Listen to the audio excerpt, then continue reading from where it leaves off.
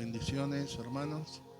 Dios los bendiga. Quería compartir con ustedes una reflexión, una palabra que se encuentra en Mateo capítulo 15, verso 21.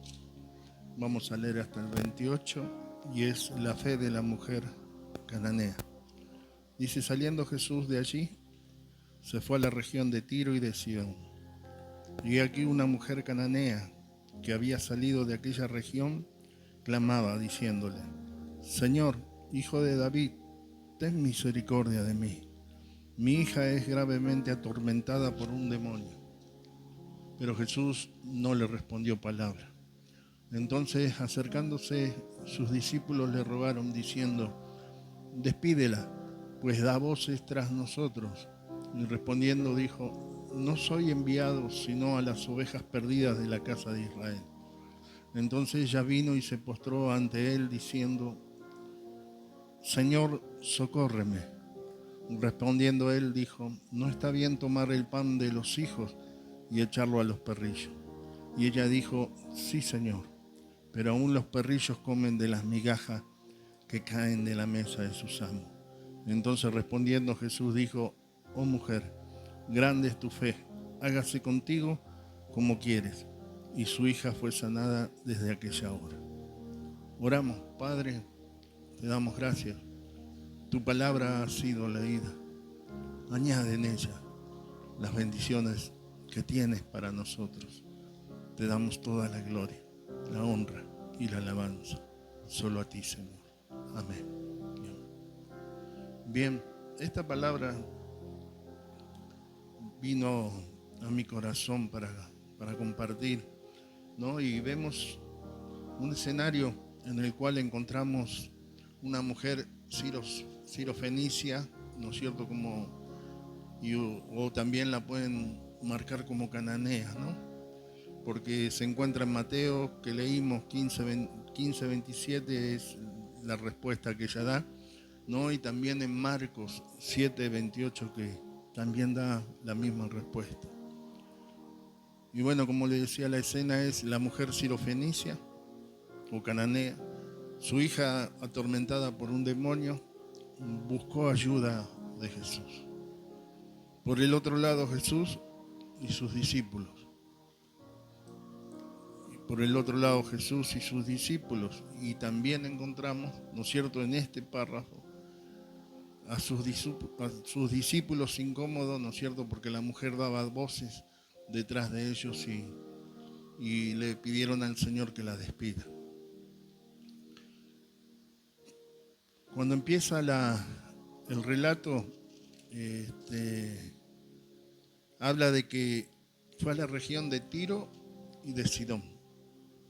También lo detallan en Marcos, ¿no? Y esas ciudades son fenicias, ¿no? Y eran ciudades muy ricas, porque eran ricas en comercio y en navegación, y desarrollaban toda la industria, digamos, de ese tipo. Y eso es lo que, ¿cómo se llama?, había en esta ciudad. Pero era una ciudad a la vez también que a veces era aliada de Israel y otras veces no. A veces traicionaba, y más o menos un contexto histórico de esas ciudades. La mujer pertenecía a esa región y se acercó a Jesús, ¿no es cierto?, para clamar y para pedirle ayuda, porque necesitaba ayuda. Su hija estaba tomada por un demonio y ella estaba muy, muy afligida, como cualquier madre, ¿no es cierto?, como cualquier padre. Cuando su hijo está pasando un momento difícil, buscamos de cualquier manera poder encontrar una solución. Y a veces no entendemos la situación hasta que no nos toca, ¿no? Y esta mujer parece que se enteró que Jesús estaba en la región, ¿no es cierto? Y seguramente corrió la voz de que de que era un profeta, el Hijo de Dios, como en ese momento lo catalogaban, ¿no es cierto? O el Mesías también, algunos le decían. Y que ella estaba haciendo milagros, entonces ella acudió a él para pedirle ayuda. Pero vamos a ver la postura de Jesús, una postura que tenemos que entender, que tenemos que comprender el porqué de esa postura. Él dijo, no soy enviado sino a las ovejas perdidas de la casa de Israel. No soy enviado sino a la casa perdida, ¿no es cierto?, de Israel. A las ovejas perdidas, perdón, de la casa de Israel. Dice, y ella se postró, vino y se postró ante él diciendo, Señor, socórrome, ¿no? Digamos, nosotros conocemos esa palabra que a los suyos vino y los suyos no le recibieron. Mas lo que le recibieron le dio la potestad de ser llamados hijos de Dios, ¿no es cierto? Él fue enviado, sí, a Israel. Fue enviado, ¿no es cierto? El Mesías tenía que ir a Israel. Y por eso no está diciendo otra cosa que la verdad, que era primero, la salvación era primero para los judíos. Y que después se iba a extender a diferentes personas, a diferentes naciones. Pero primero siempre Dios, como desde un principio le habló a Abraham, ¿no es cierto?, para crear una nación que pueda bendecir a las demás naciones, cosa que nunca entendió Israel, ¿no? También ese Mesías venía primeramente a ellos para que ellos puedan comprender el amor de Dios, ese amor tan grande y tan poderoso que es el de Dios, que no los dejaba ver. Y eso es lo que a mí más me llama la atención, ¿no? Que ellos no alcanzaban a ver el amor de Dios. Ellos se jactaban de su nación, de haber sido escogidos por Dios, de ser descendencia de Abraham, ¿no es cierto? Pero lejos estaba Dios, aún en los mismos religiosos del tiempo, ¿no? De ese tiempo, que Jesús también iba contra ellos, ¿no? Y les decía sepulcro blanqueados, ¿no? Porque una cosa era por fuera y otra cosa era por dentro. No había, digamos, ese acercamiento a Dios ni ese quebrantamiento. Y usted sabe que yo me puse a pensar en esta historia, ¿no? ¿Cómo se contrapone la fe en ese tiempo judía, ¿no?, que es parte de Israel, contra la fe fenicia o la fe cananea, ¿no? Cómo Dios o cómo el Señor, respondiendo de esta manera, ¿no es cierto?, tocaba el orgullo de los judíos, ¿no es cierto?, como diciendo, sí, los que estaban junto a Él, los que estaban creyendo en Él y lo seguían a Él, ¿no es cierto?, ellos todavía se jactaban de ser judíos, de ser una nación especial. Ellos se jactaban, tenían un orgullo muy especial, como quizás ahora también lo tienen. Tenían un orgullo en el cual Dios los había escogido, pero los escogió para ser una nación santa, una nación que dependa de Dios, que busque a Dios, una nación que le sirva a Dios. Pero ellos no entendían. Ellos se jactaban de que Dios estaba con ellos y que nada les podía pasar. Como en toda la historia, como en todos los tiempos en los cuales ellos, creyendo que teniendo un templo nunca iba a venir destrucción sobre ellos. Pero no fue así. Y lo que el Señor pone o contrapone ahí entre ellos es el orgullo. Porque después vamos a encontrar en otro verso, o en otros versos, como en Mateo 11, 21 y 22, cuando el Señor compara a Corazín y a Betsaida, dos ciudades de Judea. Corazín y Betsaida, donde él había hecho muchos milagros. Y él dijo, si yo hubiese hecho, o si Dios hubiese hecho esos milagros en Tiro y en Sidón, se hubiesen convertido muchos. Pero él reclamaba esa falta de fe en Judea.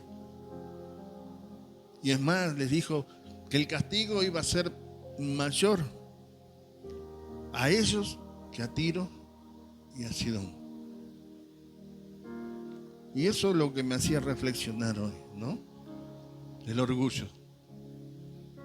El orgullo de ser alguien, o de ser un pastor, de ser un evangelista, de ser un profeta, de ser alguien elegido por Dios, ¿no? Cuando una persona tan simple como la Sirofenicia, una mujer que tenía necesidad, y cuando busca a Dios, no importa quebrar su corazón y derramarlo, no importa rebajarse de la manera en que ella se rebaja. No le importó, porque el Señor le dijo, no es bueno darle el pan de los hijos a los perrillos.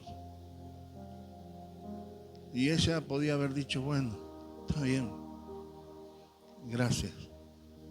Pero no, ella insistió y se humilló delante de Dios. Y le dijo, aún los perrillos comen de las migajas que caen de la mesa de sus amos. Y eso hace que Jesús, esa respuesta, ¿no? Porque eso es lo que hace que Dios cambie y determine ciertas decisiones que Él quiere sobre su pueblo, sobre cada uno de sus hijos.